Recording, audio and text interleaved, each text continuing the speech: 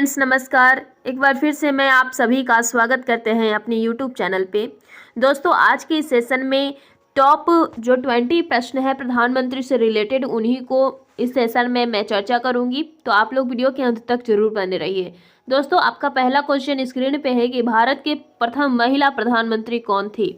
ठीक है, भारत की प्रथम महिला प्रधानमंत्री कौन थी। आपका 4 ऑप्शन नीचे दिया हुआ है। पहला ऑप्शन में सुषमा स्वराज, दूसरा ऑप्शन प्रतिभा देवी सिंह पाटिल, तीसरा ऑप्शन इंदिरा गांधी और चौथा ऑप्शन है निर्मला सीतारमण। ठीक है, इसमें से जो आपका सही आंसर हो जाएगा ऑप्शन नंबर 3 जो है ना इंदिरा गांधी, वो आपका बिल्कुल सही हो जाएगा। ठीक है दोस्तों, चलिए अगला क्वेश्चन की ओर चलते हैं। अगला क्वेश्चन आपकी स्क्रीन पे, भारत के प्रथम प्रधानमंत्री कौन थे। ठीक है, भारत के प्रथम प्रधानमंत्री कौन थे। 4 ऑप्शन है। पहला है अटल बिहारी वाजपेयी, दूसरा है लाल बहादुर शास्त्री, तीसरा है पंडित जवाहरलाल नेहरू और चौथा है गुलजारी लाल नंदा। ठीक है, इसमें से आपका जो तीसरा ऑप्शन है पंडित जवाहरलाल नेहरू, ये आपका सही हो जाएगा। ये जो है सबसे लंबे समय तक प्रधानमंत्री के पद पर आसीन भी थे और प्रथम प्रधानमंत्री भी थे। ठीक है, और स्वतंत्रता प्राप्त के बाद ये पहले प्रधानमंत्री बने थे। ठीक है, इतना आप याद रखिएगा। ठीक है, चलिए दोस्तों अगले क्वेश्चन की ओर बढ़ते हैं। अगला क्वेश्चन आपकी स्क्रीन पे,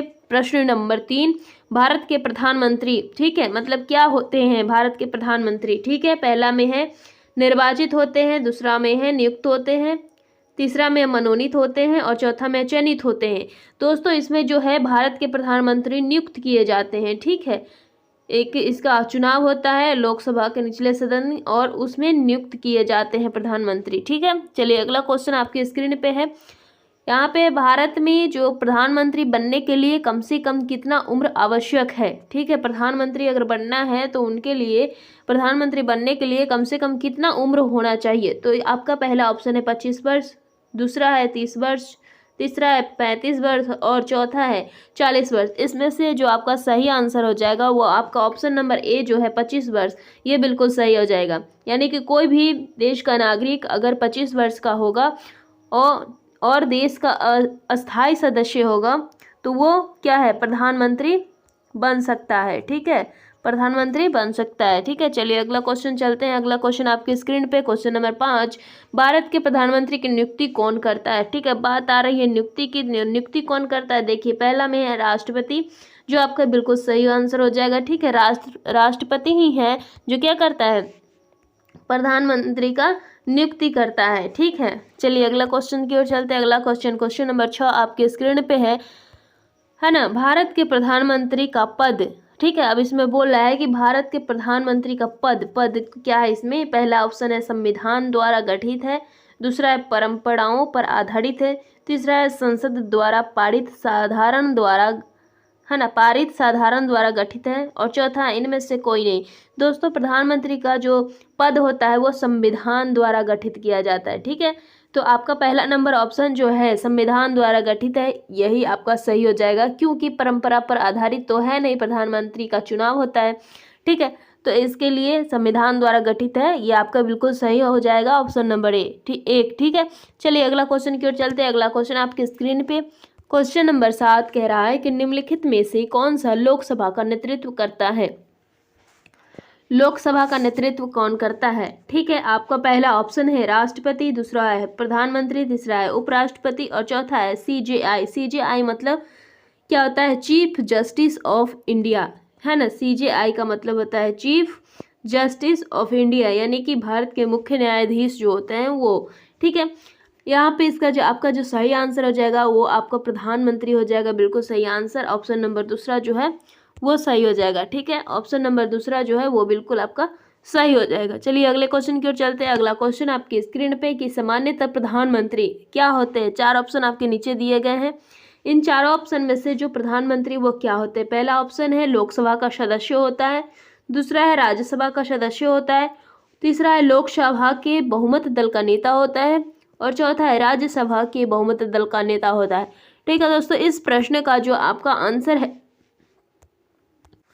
वो तीसरा नंबर आपका ऑप्शन हो जाएगा, है ना, कि लोकसभा के जो बहुमत दल का नेता होता है वो कौन होता है, प्रधानमंत्री होते हैं। ठीक है, चलिए क्वेश्चन नंबर 9 आपकी स्क्रीन पे है, कह रहा है कि भारत में एक प्रधानमंत्री कितनी बार प्रधानमंत्री बन सकता है। भारत में जो कोई भी प्रधानमंत्री बनेगा वो कितनी बार और भी बन सकता है। ठीक है, तो आपका ऑप्शन है पहला 1 बार, दूसरा ऑप्शन है 2 बार, तीसरा ऑप्शन है 3 बार और चौथा ऑप्शन है कोई सीमा नहीं है प्रधानमंत्री बनने का। ठीक है दोस्तों, तो हाँ दोस्तों, ये चौथा नंबर आपका ऑप्शन जो है कोई सीमा नहीं है प्रधानमंत्री बनने का, ये बिल्कुल सही हो जाएगा। ठीक है दोस्तों, चलिए अगले क्वेश्चन की ओर बढ़ते हैं। अगला क्वेश्चन नंबर 10 आपकी स्क्रीन पे है। भारत में शक्तियों का प्रमुख उभरता केंद्र है, कौन है? इनमें से 4 ऑप्शन दिया हुआ है आपका।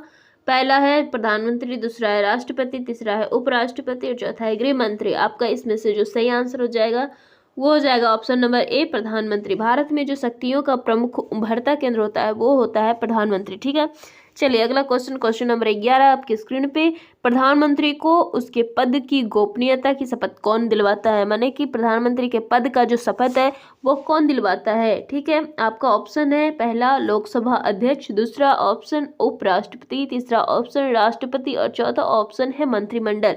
ठीक है, इसमें से जो आपका सही आंसर हो जाएगा वो आपका तीसरा नंबर ऑप्शन जो है राष्ट्रपति, वो बिल्कुल सही हो जाएगा, क्योंकि राष्ट्रपति ही जो है प्रधानमंत्री के पद को क्या करता है, शपथ दिलवाते हैं। ठीक है, अगला क्वेश्चन आपके स्क्रीन पे क्वेश्चन नंबर 12 कि नीति आयोग का अध्यक्ष कौन होता है? ठीक है, किसका नीति है ना, नीति आयोग का अध्यक्ष कौन होता है? नीति आयोग का अध्यक्ष कौन होता है दोस्तों? इसमें आपका 4 ऑप्शन है प्रधानमंत्री, दूसरा ऑप्शन है मुख्यमंत्री, तीसरा ऑप्शन है राष्ट्रपति और चौथा ऑप्शन है उपराष्ट्रपति। ठीक है, इसमें से जो आपका सही आंसर हो जाएगा वो आपका पहला नंबर ऑप्शन जो है प्रधानमंत्री, वो बिल्कुल सही हो जाएगा, क्योंकि नीति आयोग का जो अध्यक्ष होता है प्रधानमंत्री होते हैं। ठीक है, अगला क्वेश्चन नंबर 13 आपके स्क्रीन पे कि संघीय मंत्री परिषद के अध्यक्ष कौन होता है? ठीक है, अब बात करते हैं संघीय मंत्री परिषद के अध्यक्ष कौन है। 4 ऑप्शन आपके सामने हैं। पहला ऑप्शन है लोकसभा अध्यक्ष, दूसरा ऑप्शन है राष्ट्रपति, तीसरा ऑप्शन है मुख्यमंत्री और चौथा ऑप्शन है प्रधानमंत्री, जिसमें से आपका सही आंसर हो जाएगा ऑप्शन नंबर चौथा, है ना, प्रधानमंत्री। ये प्रधानमंत्री जो है संघीय मंत्री परिषद के अध्यक्ष होते हैं। चलिए अगला क्वेश्चन आपकी स्क्रीन पे क्वेश्चन नंबर 14 किस अनुच्छेद में प्रधानमंत्री की नियुक्ति राष्ट्रपति करता है? ये बात कही हुई है। ठीक है, किस अनुच्छेद में, माने संविधान के किस अनुच्छेद में ये बात नहीं थे कि प्रधानमंत्री की जो नियुक्ति है वो राष्ट्रपति करेंगे। ठीक है, तो इनका जो ऑप्शन नंबर दूसरा है ऑप्शन नंबर, ठीक है, ऑप्शन नंबर दूसरा जो है अनुच्छेद 75, है ना, ये आपका बिल्कुल सही हो जाएगा। ठीक है दोस्तों, यहाँ पे देखिए अनुच्छेद 52 जो है ये राष्ट्रपति से संबंधित है। ठीक है, ये किससे संबंधित है? राष्ट्रपति से संबंधित है, प्रेसिडेंट से। और फिर तीसरा ऑप्शन जो है, तीसरा जो ऑप्शन है ये महाभियोग से संबंधित है। किससे? महाभियोग से संबंधित है। ऑप्शन नंबर तीसरा जो है महाभियोग से संबंधित है। ऑप्शन इसका दूसरा जो है वो बिल्कुल सही हो जाएगा, जो प्रधानमंत्री से संबंधित है। ठीक है, चलिए अगले क्वेश्चन की ओर चलते हैं। अगला क्वेश्चन आपके स्क्रीन पे है 15 नंबर क्वेश्चन के निम्नलिखित में से कौन से प्रधानमंत्री नियुक्ति के समय संसद के किसी भी सदन के सदस्य नहीं थे? ठीक है, संसद के किसी भी सदन के सदस्य नहीं थे। आपका 4 ऑप्शन है इंदिरा गांधी, दूसरा ऑप्शन है राजीव गांधी, तीसरा ऑप्शन है पीवी नरसिम्हा राव और चौथा ऑप्शन है गुलजारीलाल नंदा। ठीक है दोस्तों, इसका जो सही आंसर हो जाएगा दोस्तों ऑप्शन नंबर तीसरा जो है पीवी नरसिम्हा राव, वो बिल्कुल आपका सही आंसर हो जाएगा। ठीक है, चलिए बढ़ते हैं अगले क्वेश्चन की ओर। अगला क्वेश्चन आपकी स्क्रीन पे निम्नलिखित में से कौन से प्रधानमंत्री शपथ ग्रहण के समय राज्यसभा के सदस्य थी? ठीक है, यानी कि शपथ ग्रहण करने के समय वहां पे राज्यसभा के सदस्य थी, निम्नलिखित में से कौन से?